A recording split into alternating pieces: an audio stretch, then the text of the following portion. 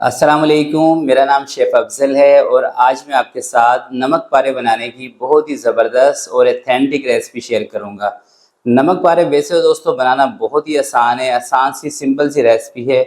बहुत कुछ इसके अंदर डाला भी नहीं जाता, मगर नमक पारे के अंदर अगर आप एक दो छोटी-छोटी टिप को फ़ॉलो कर लेंगे ना, तो यकीन करें इतने ज़बरदस्त, इतने खस्ता, क्रंची, फूले हुए आपके नमक पारे बनेंगे कि इंशाल्लाह दोस्तों मुझे पूरा यकीन है अगर आप मेरी इस रेसिपी से नमक पारे बनाएँगे, आपके दिल से दुआएँ ज़रूर निकलेंगी, क्योंकि बहुत ही ज़बरदस्त रेसिपी है और बहुत ही ज़बरदस्त तरीका आपको बताऊँगा। टिप्स एंड ट्रिक्स से भरपूर इंशाल्लाह आज की वीडियो होगी।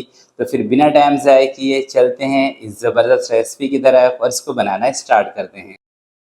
बिस्मिल्लाहिर्रहमानिर्रहीम। तो 2 कप दोस्तों मैं ले रहा हूँ मैदा और ग्राम के हिसाब से ये है 250 से लेके 260 ग्राम। आधा छोटा चम्मच नमक का इसके अंदर शामिल करेंगे, आधा छोटा चम्मच ज़ीरे का शामिल करेंगे। नमक पारे के अंदर दोस्तों नमक हल्का सा तेज़ होना चाहिए और घी आपने लेना है गरम करके। तो मैंने लिया है 1/4 कप घी का, यानी जिस कप के साथ दोस्तों आपने मैदे को मेजर किया है ना, उसी कप के साथ 1/4 कप आपने घी का लेके इसमें शामिल कर देना है।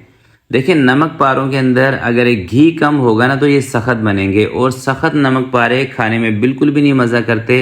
नमक पारे इतने खस्ता होने चाहिए कि आप इनको बिल्कुल आसानी से तोड़ सकें, बल्कि वो हमारे जो बुज़ुर्ग हैं जिनके दांत नहीं हैं वो भी इसको आसानी से खा सकें। इतने खस्ता, इतने नरम नमक पारे होने चाहिए। और इंशाल्लाह ये जो मैं रेसिपी आपके साथ शेयर कर रहा हूँ ना, अगर आप इसको कॉपी करके बनाएंगे आपके नमक पारे इतने ही खस्ता बनेंगे।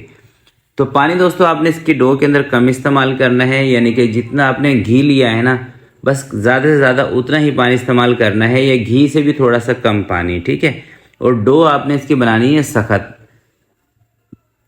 नमक पारों की डो अगर नरम होगी ना, तो जब आप इनको फ्राई करेंगे तो बहुत ज़्यादा नमक पारे ऑयली हो जाएंगे।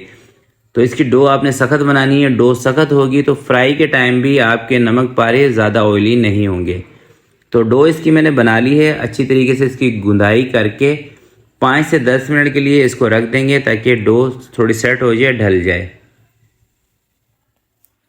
10 मिनट के बाद दोस्तों ये देखें डो हमारी ना अच्छी खासी सख्त हो चुकी है। सख्त इसलिए हुई है कि इसके अंदर जो मैंने घी ऐड किया था वो घी इसके अंदर जम गया है। जब डो के अंदर घी जम जाता है तो डो दोस्तों सख्त हो जाती है। ये देखें कितनी सख्त डो है।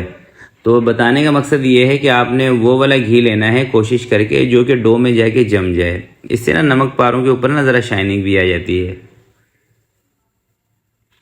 तो अब इनको दोस्तों बेल लेते हैं। अच्छा, आप क्या गलती करते हैं, आप ये गलती करते हैं कि आप जब भी नमक पारे बनाते हैं तो जब आप इसकी रोटी बेलते हैं ना, इसको मोटा रख देते हैं।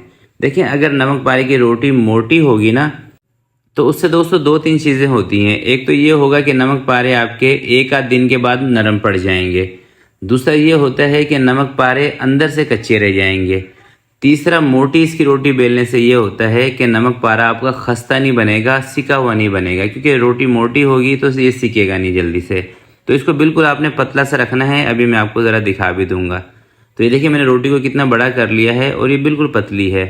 बाकी कटिंग आप अपने हिसाब से छोटे बड़े जिस तरह के भी बनाने हो कोई मसला नहीं है, आप बना सकते हैं। मैं कोशिश करूँगा कि थोड़ा सा इसका साइज़ छोटा रखूँ, थोड़े से पतले रखूँ और नोकदार इसकी कटिंग करूं ताकि दिखने में भी खूबसूरत लगे।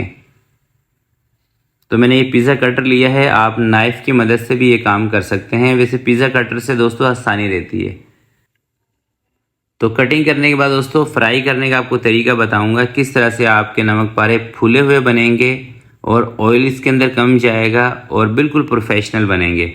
तो आप देख लें इसकी थिकनेस कितने पतले पतले नमक पारे हैं। और दूसरी साइड पे मैंने कढ़ाई रखी हुई है जिसके अंदर हमने इसको फ्राई करना है। तो सबसे पहले आपने ऑयल के अंदर या घी के अंदर एक पीस डाल के इसका टेम्परेचर चेक करना है। नमक पारे जिस ऑयल के अंदर आपने फ्राई करने हैं इसका टेम्परेचर थोड़ा सा तेज़ होना चाहिए और इस तरीके से बीच में आपने चम्मच रखना है और इनको डाल देना है।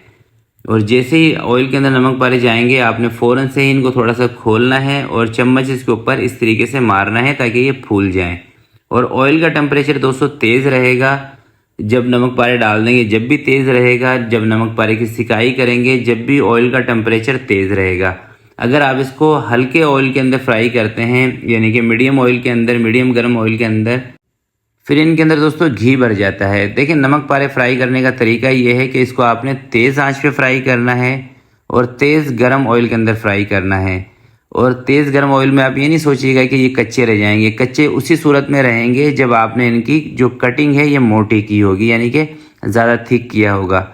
और जब इस तरह का कलर आए आप इसको बाहर निकाल लें, क्योंकि बाहर आने के बाद भी इसका जो कलर है ये थोड़ा सा तेज़ हो जाता है। तो दूसरा जो बेज है इसको भी दोस्तों इसी तरीके से फ्राई करेंगे, उसी तरीके से बीच में चम्मच रख के और उसी तरीके से इसको फुलाएंगे। और जब इसी तरह का कलर आएगा इसको भी बाहर निकाल लेंगे। तो ये देखें दोस्तों, नमक पारे हमारे बन गए हैं। और एक पीस ये जो मैंने आपको तोड़कर दिखाया था, आप देखें कितना खस्ता है। तो माशाल्लाह से ज़बरदस्त नमक पारे तैयार हैं। अब ना मैं आपको इनको सेव करने का तरीका बता देता हूँ। आपने इनको किसी भी एयर टाइट बॉक्स में डाल के रखना है, हवा से इनको बचाना है और इनको ऐसी जगह पे रखना है जहाँ पे थोड़ी सी गर्माइश हो, हीट हो। फ्रिज में, फ्रीज़र में कभी भूल के भी नहीं रखने, आपने नमक पारे ख़राब हो जाएंगे।